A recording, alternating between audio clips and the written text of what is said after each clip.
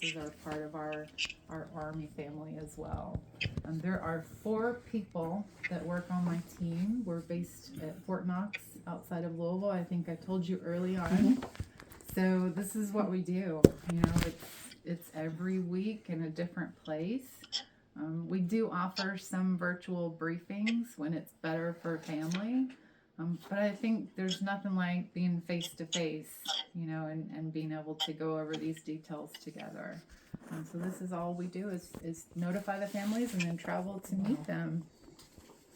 And then carrying on, because it doesn't stop there, then when it's time to meet with the families, I will reach out to a casualty assistance office. We have them all around the globe. So literally every military installation from US to Japan to Korea to Europe, there's a casualty office. On the active duty side of things, we've got a very strict 4 hours that we have to notify families, which is these days almost impossible. You know, we're out running social media. The intention is if we notify the families, we want to be there to assist them from the get-go, you know. So active duty cases will send a casualty notification officer, which is trained within the casualty office at that installation or that particular area of responsibility, and a chaplain.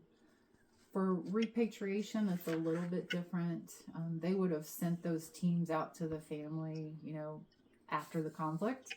And it's oftentimes in World War II, it wasn't necessarily a notification officer and a chaplain as we see in the movies. A lot of times it was just a telegram, but they still provided that notification. So notification looks a little bit different with repatriation, but we also have casualty assistance officers that get trained from our casualty offices around the globe. And then military escorts. So I mentioned he's currently in Hawaii, and there's a casualty office in Hawaii that's going to train a military escort that literally the duty is from Hawaii all the way back to Nebraska. Every single leg, that military escort is going to be with him. Wow. Yeah. So literally hundreds of people, you know, supporting this in one way or another. In your particular case, you've got a casualty assistance officer here in Wyoming. We'll also have a casualty assistance officer that's going to be in Nebraska to meet you, to support you there. I told you early on that we want this to be as easy as it could possibly be for the family. So our intentions are to support you every step of the way. And you do just Wyoming, or the Rocky Mountain area? Just Wyoming. Yeah, so just for me, just Wyoming. But as she said, there will be a casualty officer in Nebraska during the funeral to assist you there as well.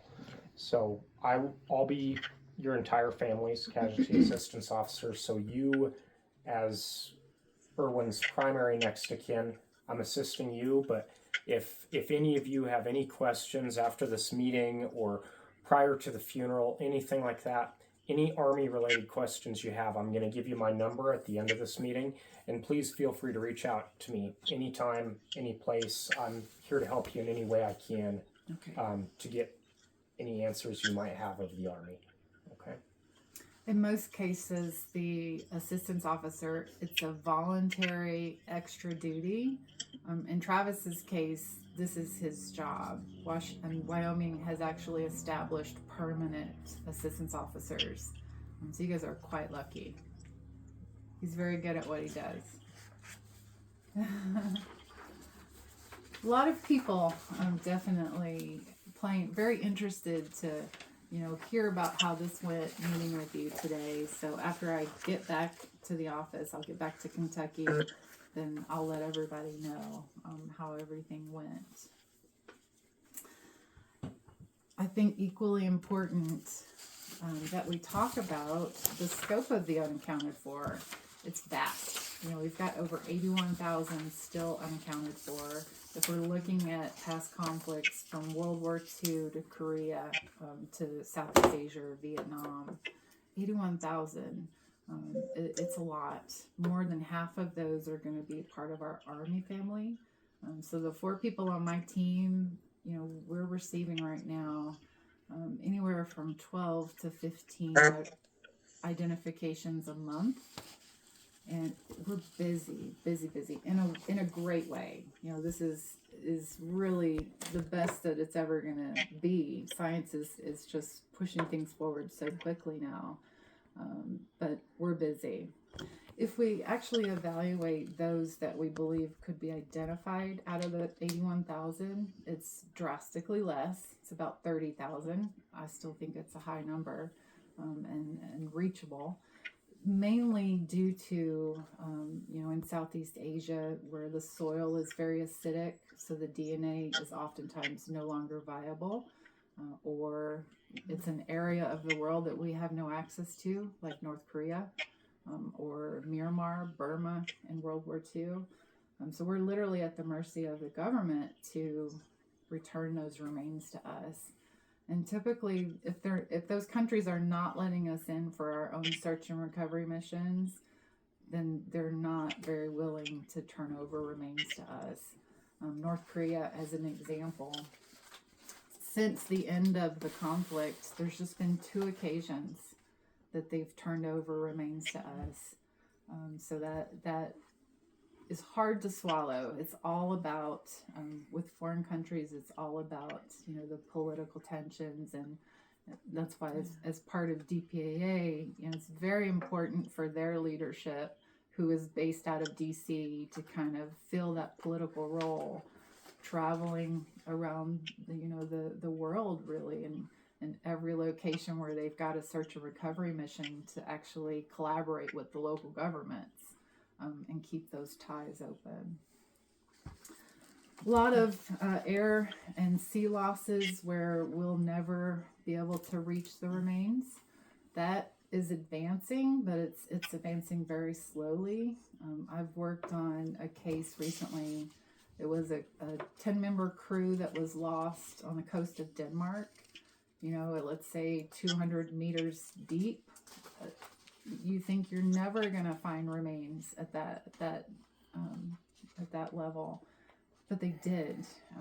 On one occasion, the Danish Navy divers were out on a mission, just a training exercise, and they happened to come across a B-24 bomber, and it leads from it's a B-24. It ends up being American. There end up being human remains that they were able to excavate. And then, suddenly we've identified 9 of the 10. Wow. It's unreal. It's completely unreal. It's crazy to me that they can, yeah, that there's anything left, with sea life and everything else. I think in that case, it's, the climate, the water is so cold, it's Baltic Sea. So that definitely helped to preserve. In places like Papua New Guinea, where we still have, recovery missions that are going on there, but it's swampy. And, I've seen cases where, let's say the local village kids, because they're so primitive that they still have villages and a village king or chief, and the kids just happen to be out in the swamp, chasing bats, and they came across an American plane. And then report it. That brings in, a small excavation team just to investigate, and that turns into a bona fide, $1 million project where we find human remains and possible material evidence. So in my mind, in my experience with this mission, is there's nothing that's off limits, It's just a matter of learning about it or having the exposure, and then everything is possible. Always interesting. So when we look at identifications or making an identification, it's never just one thing that leads to an ID. In World War II, it would primarily be odontology or the dental remains that led them to an ID. Sometimes material evidence, like having an ID tag, with remains. It could even be skeletal remains. where you can't physically determine that it's an individual. So it always starts with the historical information. The historians will evaluate the records, either the unit movement in World War II from France to Germany. Can we tie a service member to that specific battle or that specific movement and time frame? We look at the anthropology. If we've got remains in the lab, we can look and see, oh, these remains, the service member broke his left wrist. And then we have reached out to the family post-war to ask for any physical, characteristics that aren't documented already, or we ask them to reach out to the local doctor to get any type of medical records, so we can do that physical characteristic comparison. The archaeology is going to play a role here, actually evaluating what's still in the earth when we're doing excavation. Kind of ties to material evidence. If we, find gloves that are in the earth when we're excavating, well, are they World War II era gloves? That just helps to narrow it down. DNA is really going to be the most vital piece of evidence because the science, you just can't dispute it. I'll be able to show you those results this morning. Odontology as well. As I said, in World War II, it was the number one way that they identified service members was odontology. And they kept decent dental records. We see oftentimes, and I'll be able to show you his dental records and remains. Oftentimes, from him leaving Nebraska and then deploying to the Philippines, he definitely had work done in between those locations, but they weren't electronic records, so they were literally hand jamming the updates, and it doesn't make it back to the central hub of information, right? So some information is explainable. Oftentimes in World War II, the records are not always updated that quickly, but they did a pretty decent job. These days, Travis, he could not even come here today if he didn't have green medical records, which means he was a go. If he was flagged for any type of medical thing, they would be keeping him home. Different times. Yeah. And then material evidence, the final piece. This is for me one of the coolest. It doesn't happen very often that I have something to bring to the family, but I've given family members a class ring that a service member wore, ID tags, things that really tie, have the service member's name engraved. And those are just unreal moments. It's just so cool. So cool. Now, I asked you when we first talked if you would try to find a photo of Erwin. Were you able to find? Oh, I'm excited. I want to get a copy. I think I can take a photo with my phone, if you don't mind. Found one and he put it online. Great. I put it on your website. You put it on DPAA website? Yeah, it's on there now. So. Okay. I'm going to get a copy for myself too, just to be 100% that we get it in the system. Did you bring it with you? No. We don't have one that I know of. I've got it in my phone too. I can. Okay. You can send it to me. That's exciting. Because we don't have any photo on record, so I couldn't, see who I was researching. Have high school graduation. Yeah, there he is. Oh, wow. Oh, look at him. He would have been probably 28 on that picture right before he left. Literally right before he left, because he was 28. He left in January or February of 1941. Is that the one he's just by himself, or is that the one where he's with Grandpa and John? And No, It's this is just a portrait. okay, Do you have another one Yeah. with Grandpa and John? yeah. I would love all the photos you could share. One of the things They're all wearing suits. I don't know what it Yeah, I what know. it was. I was trying to but, think. yeah. But it was Grandpa and John and Ivan and Bud. Do you have that one? It's in my phone. Okay. Excellent. One of It'll the take some looking. I know I've got it, but I'm not sure. no pressure. And Yeah, well, when if we're she done, has I'll it, get she it can out. share it with me. I might know where it is. After we meet today, I said I was going to go back and let everybody know that we met and how it went. But what will happen next within the next couple of weeks is we're going to send out a media release, and having the photo is going to be wonderful. We can decide later. I'll go over a couple of documents, and you can decide where exactly you want that media release to go. It'll be pretty neat. I think we need to share it with the world. Yeah. Well, Yeah. my cousin had this good friend from Beatrice, and she was really anxious to put it in the Fairbury paper. Yeah. And so she sent us a copy of it. It has a picture of Bud and what had happened, and it said then the funeral service would be announced later. So they're already starting to pick up on this. But I she's think been it's really great. excited. Oh, and Oh, he was the Nebraska State Capitol, one of their state I think it said senators on happens to be from Plymouth, Nebraska. Well, there you He's go. got something planned, and I don't remember what it was, for that. And this lady from Beatrice said they are also planning on having a television station Oh, that's Wow. wonderful. come in for the funeral. So I think that's everybody wonderful. back there's really excited. Well, and when we get to that portion of the paperwork, you'll be able to select, if you did want, what town was it? Plymouth. Plymouth. So if you wanted the Plymouth newspaper to be updated on this case, you can name them, and Tamala will make sure that they have the information for his services sent to them. So that gal has been talking to you. We can send it Yeah. directly to Information. her. Give her more information. And you'll have, you'll be able to name multiple agencies. It's not like you just have to select one, but you will have the chance.